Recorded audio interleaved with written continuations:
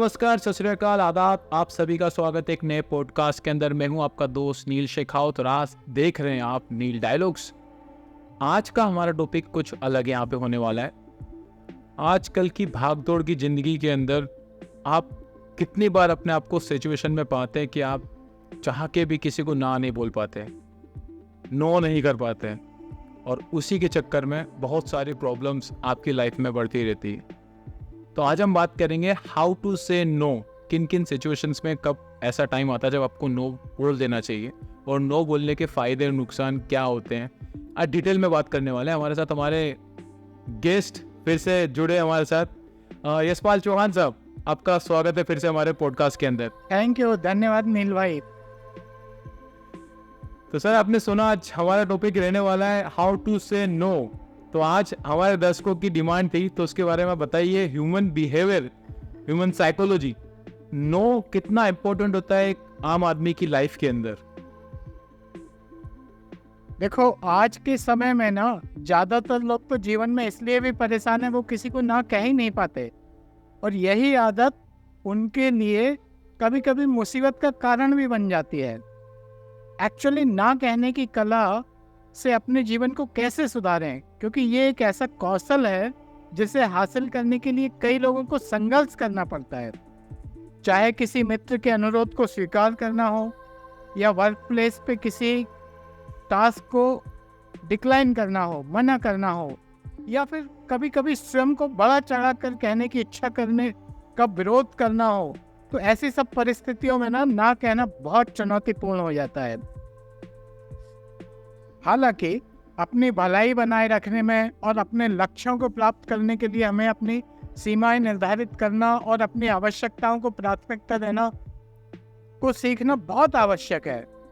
मुझे एक कहानी याद आ रही है इसको लेके, या कहानी क्या कहूँ मैं, अपना स्वयं का एक वो याद आ रहा है कि बचपन में हम लोग देखते थे, हमारे घर के पीछे एक खाली प्लॉट था, तो कोई भी उसमें कचरा डालता रहता था। कितना भी मना करो, कुछ भी करो, पर कचरा डालना कभी बंद नहीं होता था। तो जब उसमें बाउंड्री बना दी गई तो लोगों ने कचरा डालना बंद कर दिया।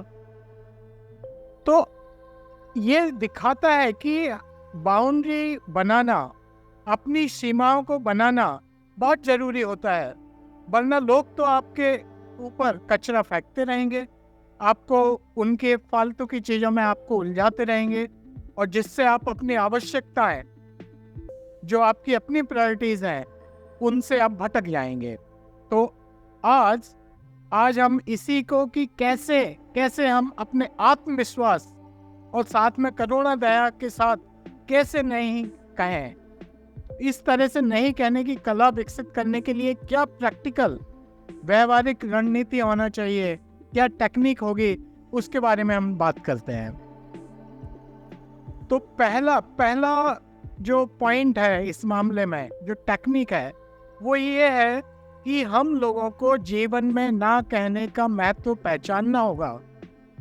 The importance of saying no, ये हमको खुद को रिकॉग्नाइज करना पड़ेगा कि प्रभावी ढंग से ना कैसे कहें।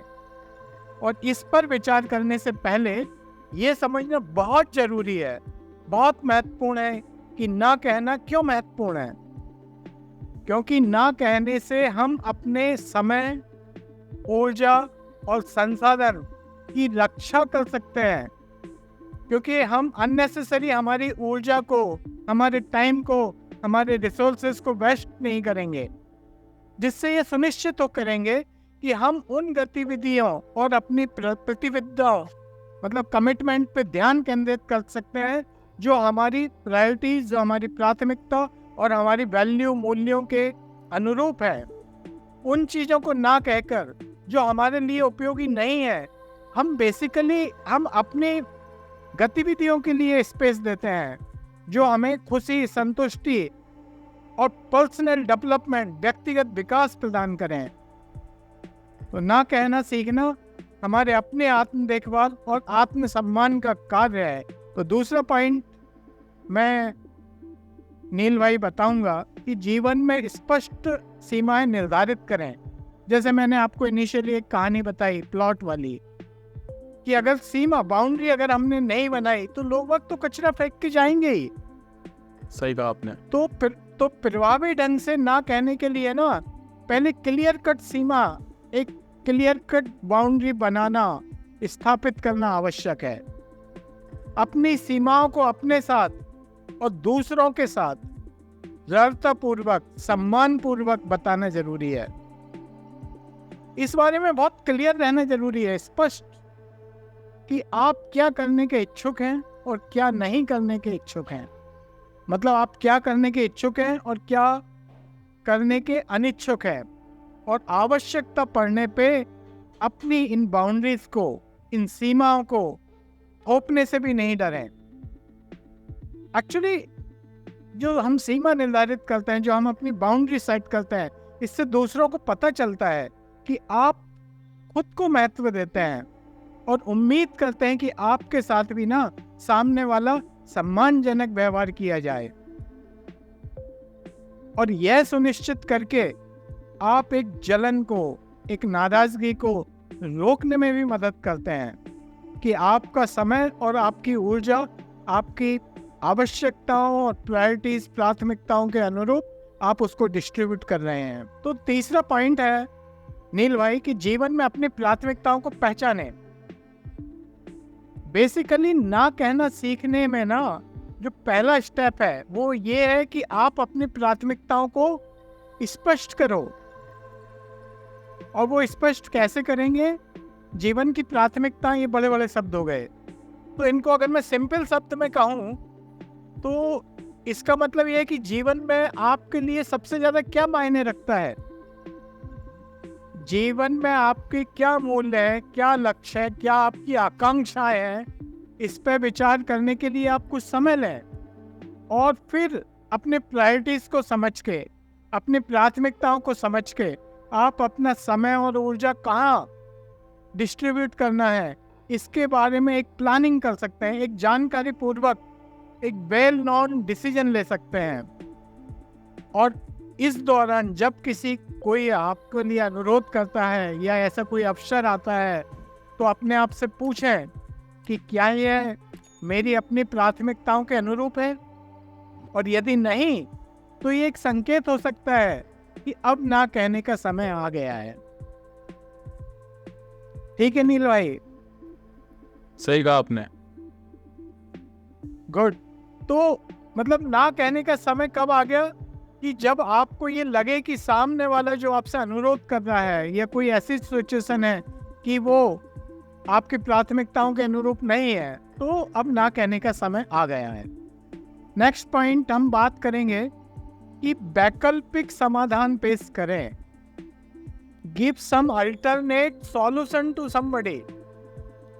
मतलब जब कोई आपसे अनुरोध करता है, आपको कुछ बोलता है कि आप ऐसा हमारे लिए करें, तो आप उसके अनुरोध को या उसकी रिक्वायरमेंट को पूरा करने में अगर आप अक्षम हैं, असमर्थ हैं, तो आप क्या करें? आप उसको वैकल्पिक समाधान या कोई अल्टरनेट सॉल्यूशन का प्रपोजल उसको दे दें कि यार भाई इस पे बात करो, आप ऐसा भी कर सकते हो तो आपका काम हो सकता है। मतलब वो आपसे कुछ कहने के लिए कह रहा है, लेकिन आपने उसको एक अल्टरनेट दे दिया कि यार तुम ऐसा क्यों नहीं कर लेते, तुम वैसा क्यों नहीं कर लेते। इनडायरेक्ट वे में ना कहना हुआ ये। हाँ, ये दर्शाता है बेसिकली, इस तरह से आप व्यवहार करते हैं तो ये दर्शाता है कि आप अपनी सीमाओं का सम्मान करते हैं, उसे अन्य तरीके से मदद करने को तैयार हैं। फॉर एग्जाम्पल, यदि आपसे कोई आपके वर्क प्लेस पे ना कोई नया प्रोजेक्ट लेने के लिए कहे, लेकिन आपके पास क्षमता नहीं है, तो आप अपना कार्य किसी और सौंपने या समय सीमा बढ़ाने का सुझाव दे सकते हैं कि यार भाई मेरे ये काम चल रहा है जो मुझे 7 दिन में करना था, अगर ये 1 महीने में मैं कर सकता हूँ तो आपकी बात मान लेता हूँ। तो इस तरह की जब हम विकल्पों की पेशकश करते हैं ना, तो उससे पता चलता है कि आप म्यूचुअली, एक पारस्परिक रूप से लाभकारी समाधान खोजने और सकारात्मक रिश्ता बनाए रखने के लिए भी कमिटेड है। करेक्ट। आप समझे ना मेरी बात, कि ये एक डायरेक्ट नहीं कहने से अच्छा है कि आप वैकल्पिक समाधान पेश कर दें। सही कहा आपने, एक ऑल्टरनेट दे देना सामने वाले को। हाँ, लेकिन ये भी एक स्टेप्स है, क्योंकि आपको अगले पॉइंट में मैं ये बताने वाला हूँ कि ना कहने की कला विकसित करने के लिए आत्म जागरूकता का भी अभ्यास करिए हम। हाँ, क्योंकि आप ना नहीं कह पाए इसीलिए उसको अल्टरनेट सॉल्यूशन दिए थे ना। आप ना इसीलिए नहीं कह पाए, ना नहीं कह पाने के कारण आप उसको एक वैकल्पिक समाधान दे रहे थे, आप उसको सकारात्मक रिश्ता बनाए रखने के लिए प्रतिबद्ध थे, है ना। तो अगर आपको ना कहने की कला विकसित करना है तो आपको सेल्फ अवेयरनेस का प्रैक्टिस करना पड़ेगा, आत्म जागरूकता का अभ्यास करना पड़ेगा। और इसकी कला को विकसित करने के लिए ना हाई लेवल की सेल्फ अवेयरनेस होना चाहिए, उच्च स्तर की आत्म जागरूकता की आवश्यकता होती है।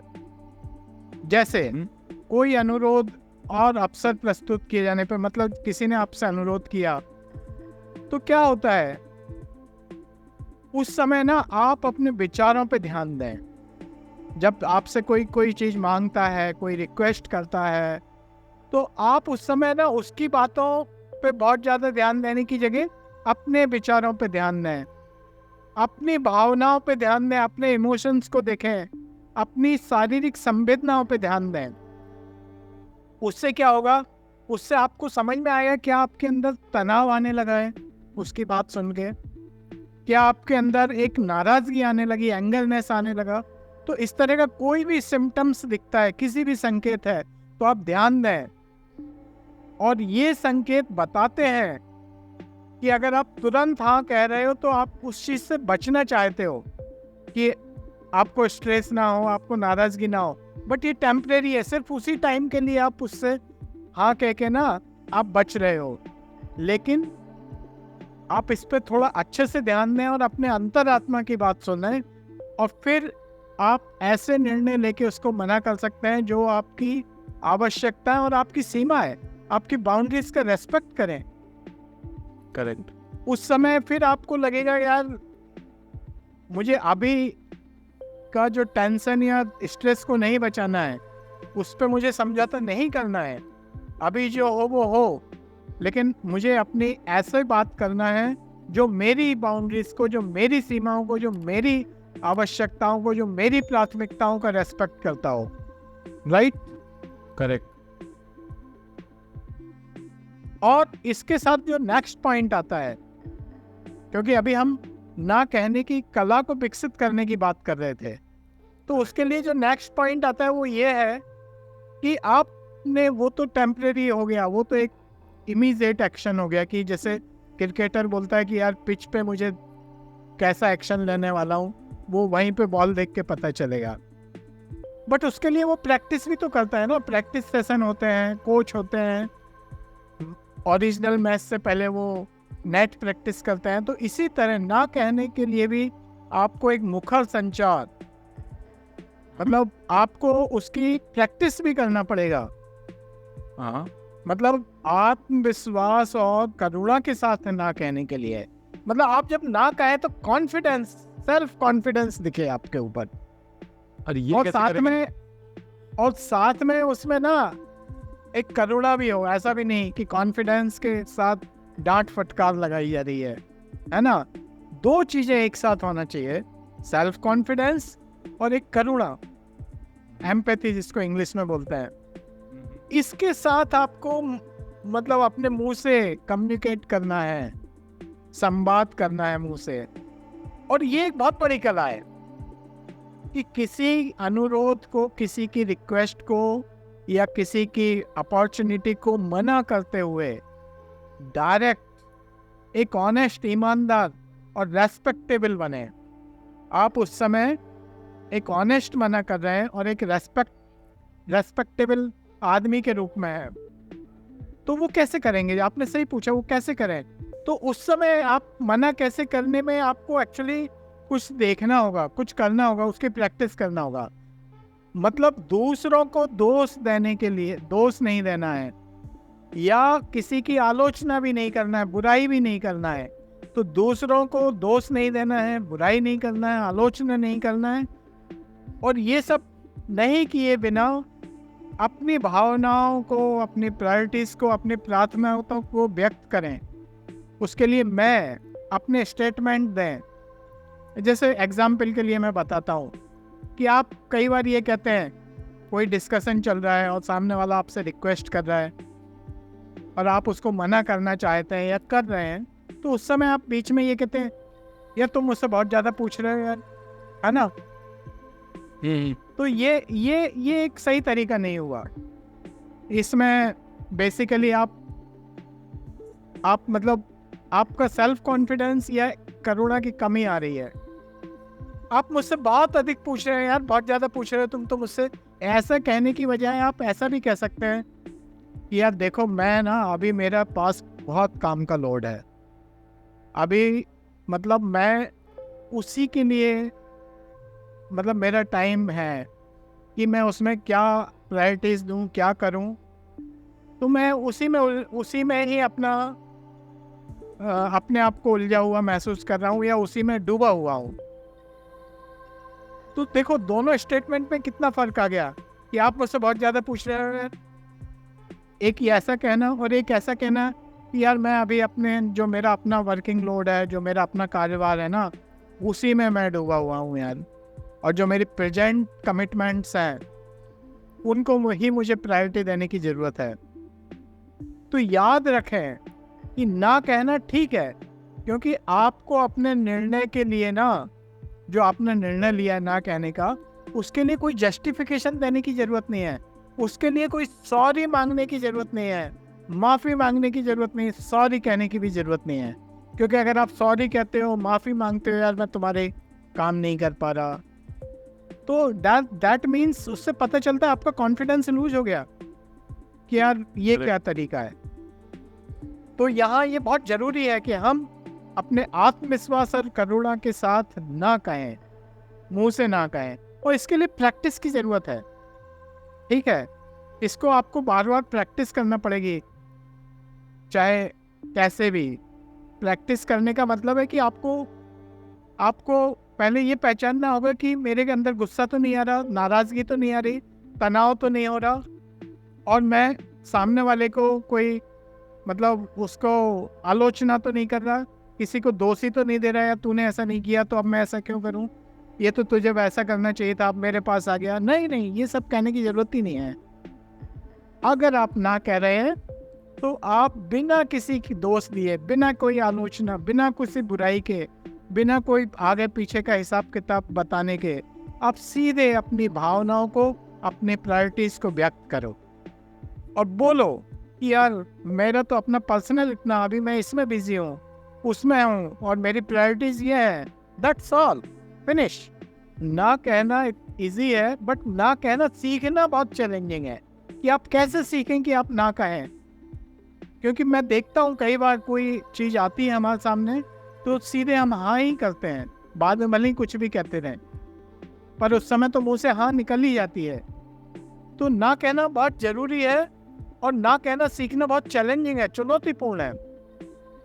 मेरे साथ चौहान साहब यही होता है मोस्टली, मतलब किसी को भी ना कहना नहीं आता, और व्यस्तता होने के बावजूद भी हाँ बोल देते, सामने वाले के दिल को ठेस ना लगे, उसका दिल ना टूट जाए।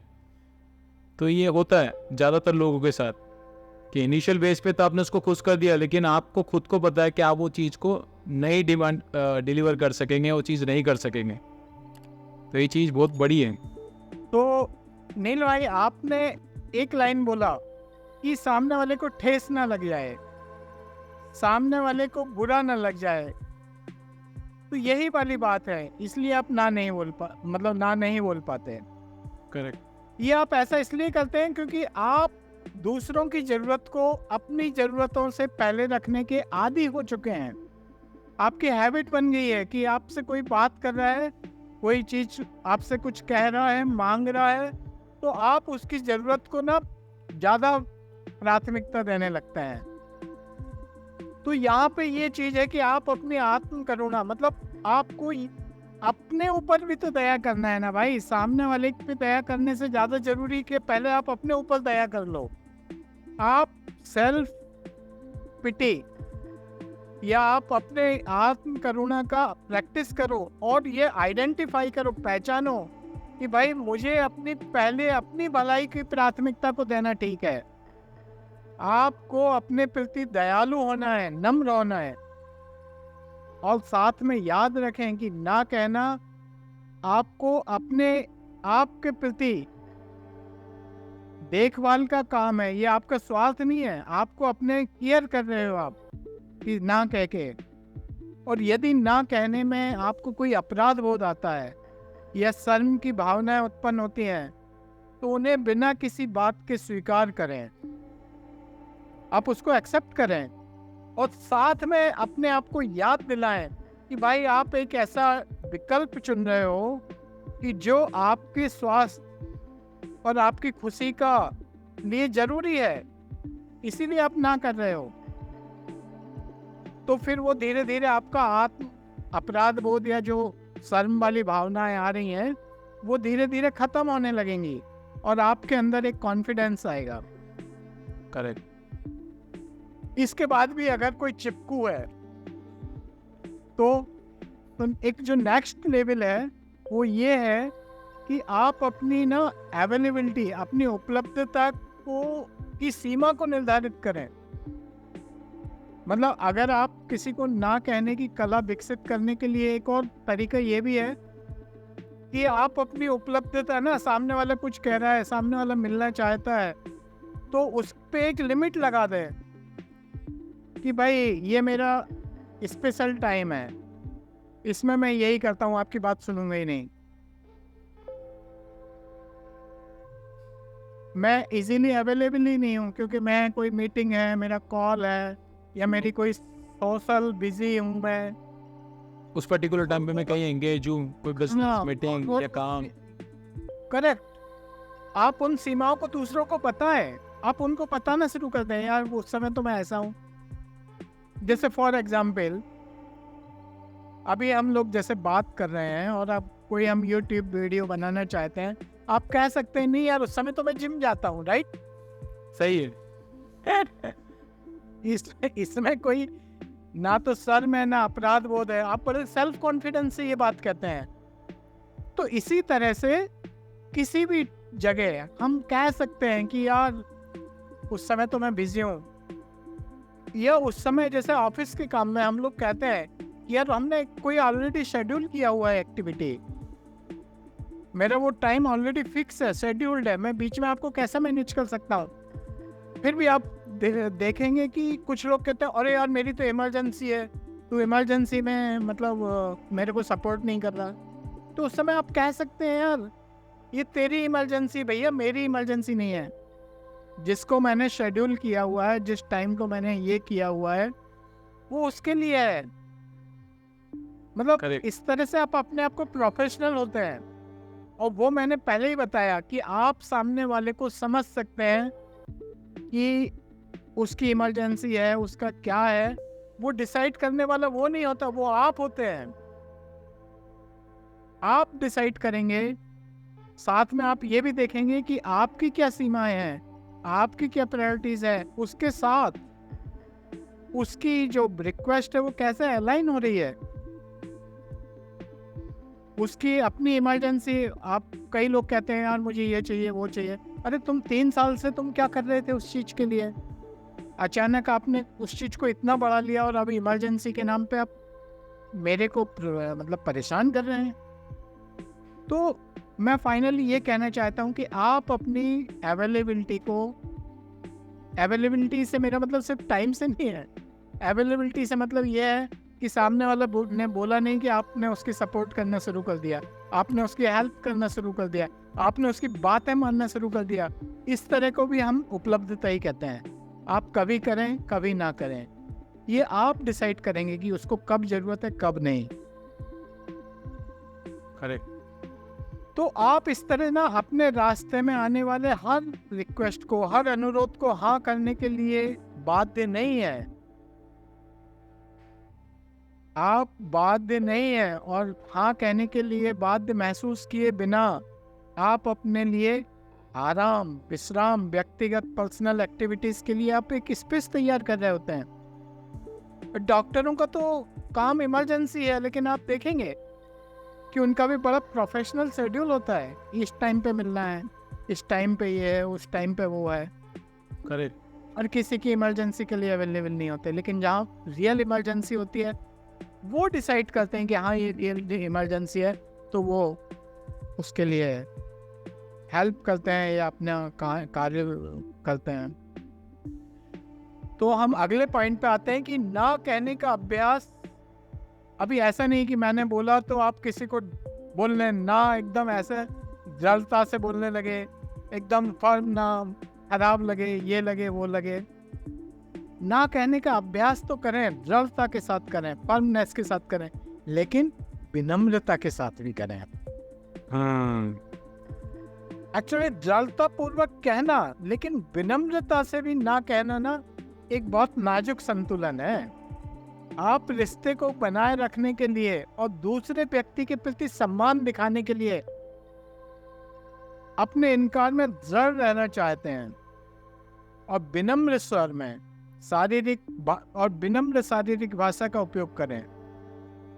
इसका मतलब ये नहीं कि अत्यधिक क्षमा मांगने लगे या बहुत ज्यादा डिफेंसिव होने लगे, नहीं। करेक्ट। इसकी जरूरत नहीं है, उससे बचें, लेकिन अपना विनम्र स्वर रखें। शारीरिक भाषा भी सिंपल, और उसके अनुरोध को स्वीकार करें। अब मेरा कहने का मतलब स्वीकार करने से ये नहीं कि आप उसका काम करने लग जाएं। आप प्यार से बोलें कि हाँ आपका रिक्वेस्ट तो सही है, और आप साथ में ये भी कहें कि यार मेरे को ऐसा अपॉर्चुनिटी आप दे रहे हैं, थैंक यू। मतलब ऐसा अवसर देने के लिए आप आभार व्यक्त कर सकते हैं। आप कह सकते हैं यार तुमने मुझे इस लायक समझा, थैंक यू।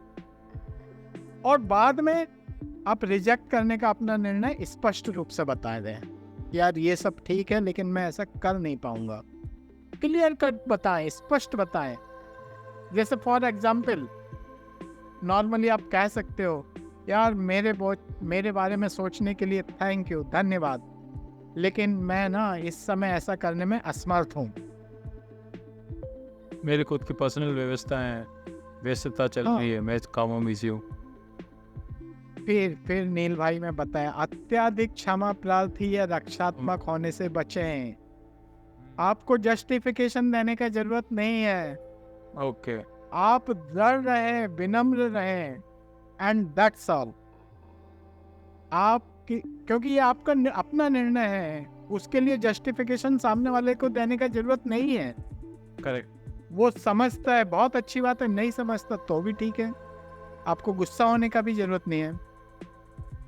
और साथ में मैं नेक्स्ट पॉइंट पे आता हूँ कि आप खुद को, स्वयं को ना, पहले आप ये मान ही लो, हमेशा मान के चलो कि यार मुझे अपना सेल्फ केयर मेरी प्रायोरिटी है। करेक्ट। और सबसे पहले मैं इस तरह अपने बारे में सोच रहे हैं। हाँ, मुझे अपने आप की सेल्फ केयर करना है। अपने किसी भी डिसीजन देने से पहले मुझे अपनी सेल्फ केयर की को प्रायोरिटी पे रखना है। ये आप अपने माइंड को बता दें, उसको परमिशन दे दें कि यार सेल्फ केयर तुम्हारी प्रायोरिटी है।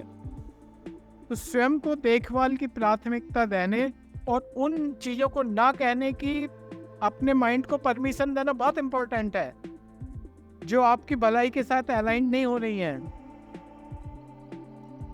नील भाई, एक बात याद रखना बहुत जरूरी कि अपना खुद का ख्याल रखना ना स्वार्थी नहीं होता है। कई लोग ऐसा कह सकते हैं, लेकिन अपना खुद का ख्याल रखना स्वार्थी नहीं है।